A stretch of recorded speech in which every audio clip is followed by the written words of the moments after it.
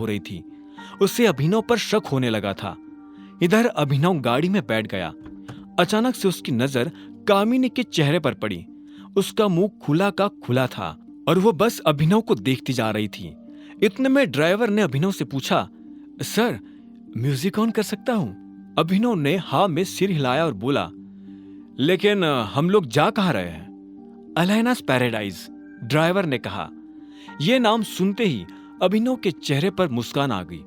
उधर कामिनी ने जब अभिनव को उस गाड़ी में जाता देखा तो उसका ब्लड प्रेशर बढ़ गया था। अब आगे क्या होने वाला था? ड्राइवर के मुंह से अलायना के घर का नाम सुनकर अभिनव हैरान हो गया था। उसे अलायना के घर पहुंचने से पहले ही यह एहसास होना शुरू हो गया था कि वो सच में किसी पैराडाइज में दाखिल होने वाला है। कुछ देर के बाद जब अभिनव की गाड़ी अलायना के घर के आसपास के हिस्से में दाखिल हुई तो अभिनव की नजर सड़क के दाएं बाएं बनी उन ऊंची इमारतों पर पड़ी। कुछ देर चलने के बाद अभिनव एक बड़ी सी बिल्डिंग को अपनी आंखों से देख रहा था। वो किसी का घर था। अनन्या सिंह का घर। उसकी आगे झोपड़ी भी नहीं था। अभिनव ने देखा कि उस घर पर अलायनास पैराडाइज लिखा हुआ था। अभिनव समझ गया था कि अलायना कितनी अमीर थी। साथ ही उसके मन में रह रहकर यह भी ख्याल आ रहा था कि अगर अलायना इतनी अमीर है तो वो खुद कितना अमीर होगा। अभिनव से अब रहा नहीं जा रहा था और वो बेसब्री से इस सवाल का जवाब जान लेना चाहता था। क्या हम अंदर चल सकते हैं मिस्टर गेडवाल? तभी ड्राइवर ने अभिनव से बहुत प्यार से पूछा। अभिनव ने जितना सोचा नहीं था, ड्राइवर उसे उससे ज्यादा इज्जत दे रहा था। अभिनव ने हाँ में सिर हिलाया और ड्राइवर उसे अपने साथ अंदर की तरफ ले जाने लगा। जैसे ही वो अंदर आया तो उसकी नजर अलायना से मिली। अलायना सोफा पर बैठी हुई थी और उसके हाथ में वाइन का ग्लास था। अलायना के चेहरे पर चमकदार मुस्कान थी और जैसी उसकी नजर अभिनव से मिली तो उसकी मुस्कान में और ज्यादा चमक आ गई थी। उसने अभिनव से पूछा, अभिनव, तुम मेरे साथ मजाक तो नहीं कर रहे?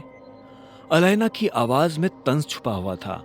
इससे पहले कि अभिनव उसकी बात का कोई जवाब देता, अलायना अपनी जगह से उठी और उसने टेबल पर रखा दूसरा वाइन का ग्लास उठा लिया। वो धीरे धीरे अभिनव की तरफ बढ़ती जा रही थी। उसने अभिनव की तरफ दूसरा ग्लास बढ़ाते हुए पूछा, सारी दुनिया में तुम्हें शादी करने के लिए अनन्या सिंह ही मिली थी? ये सवाल सुनकर अभिनव हैरान हो गया।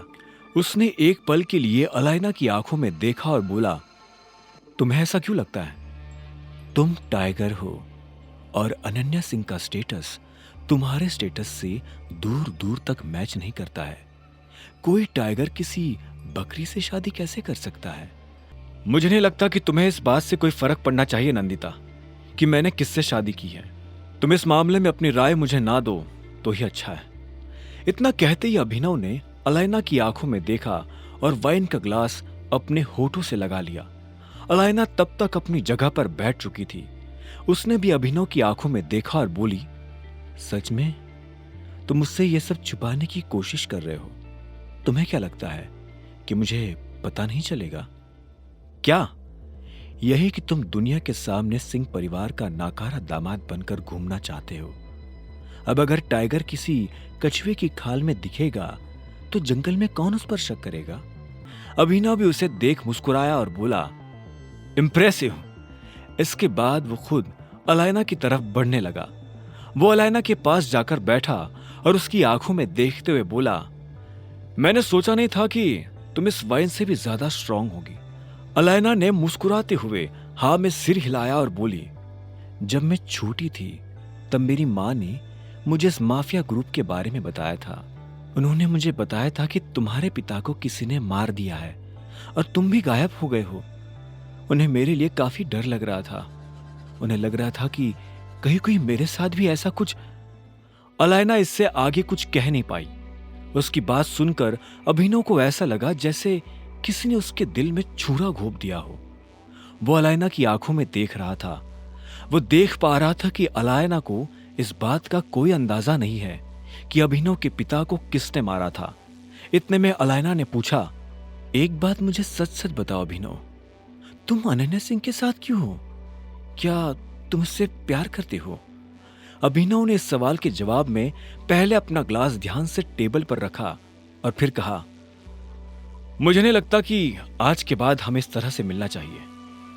यह हम दोनों को जोखिम में डाल सकता है। रहा सवाल अनन्या के साथ रहने का, तो इसका जवाब तुम खुद दे चुकी हो। मुझे अनन्या से प्यार है या नहीं, इस बात का मैं यही जवाब देना चाहूंगा कि मेरी जिंदगी से प्यार शब्द कब का गायब हो चुका है। अब मेरा ध्यान सिर्फ अपने मकसद पर है। मेरे पिता को जिसने मारा है, मैं उससे बदला लेना चाहता हूं। अपने पिता के खड़े किए इस एम्पायर को मैं और बड़ा और मजबूत बनाना चाहता हूं। आगे की कहानी जानने के लिए देखें अगला एपिसोड सिर्फ पॉकेट एफएम के यूट्यूब चैनल पर, और द रिटर्न ऑफ टाइगर के सारे एपिसोड्स को सुनने के लिए डिस्क्रिप्शन में दी लिंक से डाउनलोड करें पॉकेट एफएम ऐप।